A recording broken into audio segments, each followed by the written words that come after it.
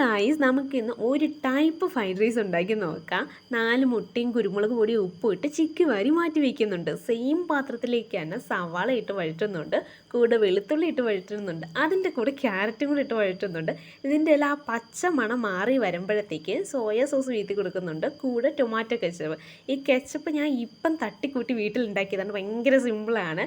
അതും ഇട്ട് കൊടുത്തിട്ടുണ്ട്. അതിൻ്റെ കൂടെ മുട്ടയും കൂടി ഇട്ട് കൊടുക്കുന്നുണ്ട്. നന്നായിട്ടൊന്ന് മിക്സ് ചെയ്തിട്ട് ഓൾറെഡി വേവിച്ച് വെച്ച ബിരിയാണി ചോറ് അതിൻ്റെ മണ്ടയിലിട്ട് ഇട്ട് കൊടുക്കുന്നുണ്ട്.